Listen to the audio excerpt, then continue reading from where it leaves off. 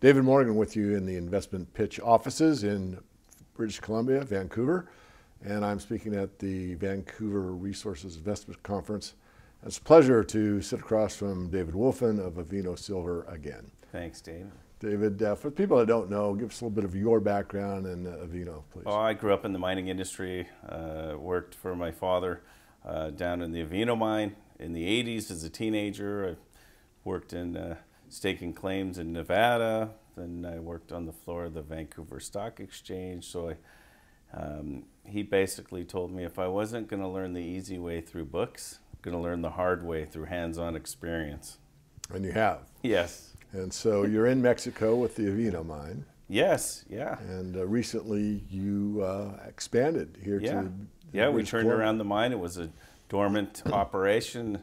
In 2001 it closed, and I negotiated to buy the other half of the mine out in 2006, raised $10 million, non-brokered at the time, and we went exploring on the property. We made some new discoveries, and then we reopened the mine in 2010 on a small scale. We then declared commercial production in the fourth quarter of 2012. So now we've got 3 years under our belt with commercial production. And we just announced our 2015 numbers, up 115%. We hit 3 million ounces of silver equivalent. I remember one of our interviews going back, I think a year, maybe even more. I was kind of joking about the 3 million mark, and here you are. Yeah, it's being you were a little skeptical, but I proved it. We could do it. Right. And we're one of the lowest cost primary silver producers out there. Our all-in sustaining is below $10. It's around $9.50. Yeah, that is a remarkable number. I know because it's my job to know. And Tahoe Resources, I think around 11 last time we did the math on it. But that's quite an accomplishment. And you've basically gone with a minimum management, let's say, than maybe some of your peers that maybe got a little top heavy when things were going really, really well, and they haven't for the last 4 years. Can you talk about that a little bit? Well, if you ever worked for your father, you know they don't like to spend a lot of money. It's like a family-run business. So basically, we used a lot of consultants over the years, and we were very successful in not having to hire full-time engineers and geologists at the management level. But in the field, we have about 8 engineers and about 5 geologists in Mexico. Great. Yeah. And before I forget, I need to disclose that I am a shareholder of Avino, and also that it's been recommended by us for quite some time in the Morgan Report.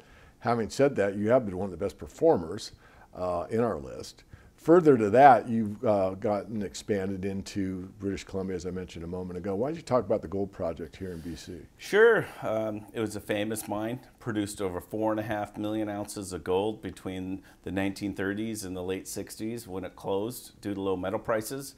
The Guggenheim family owned one of the mines there, the Pioneer Mine, so it's famous. It's high grade, averaged ½ ounce of gold per ton for the life of the mine. So it operated out of our office, and we decided to merge the two companies in late 2014. And so now we're just waiting for permits to reopen the mine. All the infrastructure's there. There's a small plant there.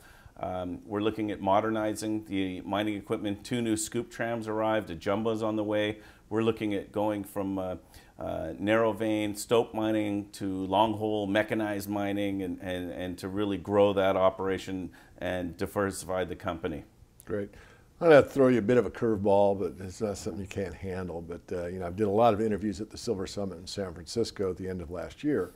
And one of the things I got in one of the major mining companies' discussion was about the mechanization in the mining industry. And he was expressing that things have not really accelerated in this high-tech world, the mining industry, that much. Can you comment about that? What's going on? Well, at Bralorne, it traditionally stope mined, which is labor intensive and expensive, and it's a small scale. So bringing in these jumbos that can go underground allows you to drill farther, blast more, and bring out more material. So that's what we're looking at. It is growing the operation and also lowering our labor costs, because now we can hire and train equipment operators as opposed to stope miners, which there's very few and far between left in Canada.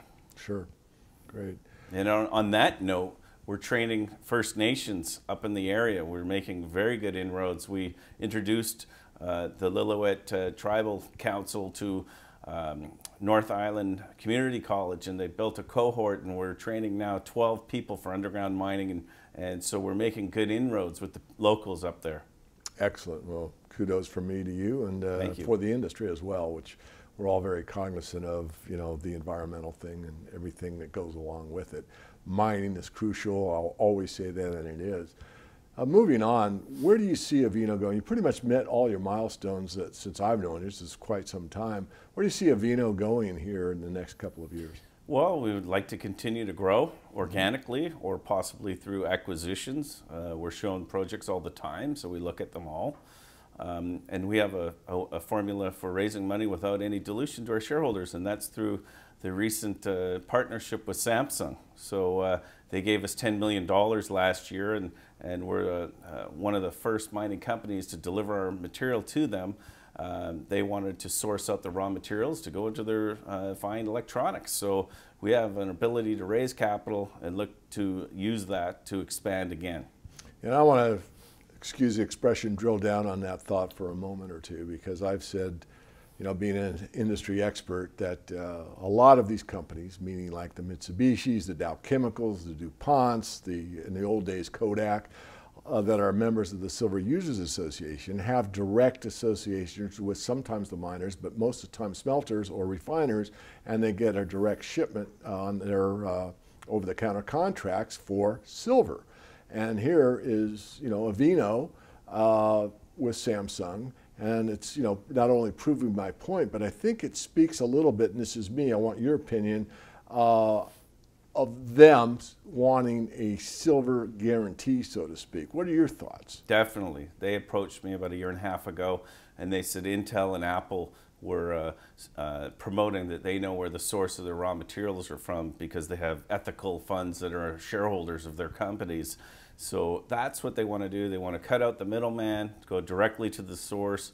They've offered us the treatment charges directly from the smelter with no markups, so they negotiate them, so they're a fine partner to do business with. Let's go that a little further. Do you see that as something that will continue to happen as we progress, you know, in the silver space? Absolutely. Yeah. They want us to be a catalyst for growth. They've offered us more money as we need it. They've never told us how to spend the money, and so they're a great, great company to work with. Excellent. Well, it's a unique situation, but only knowing the stories about your father, but knowing you for several years, all I have to say is kudos to you, the way you run the business, meeting all the milestones. I think we've covered pretty much everything that I wanted to talk about. Is there anything that we haven't discussed that we need our viewers to know about Avino Silver? Yeah, just commodities in general. Coming back from a conference, talking to generalists, they asked what our expectations for commodities are, and China just reversed the one-child policy, so we expect a lot more people on this planet. There's, I think, 7 billion people now. They're estimating 9 billion in the next 20, 25 years.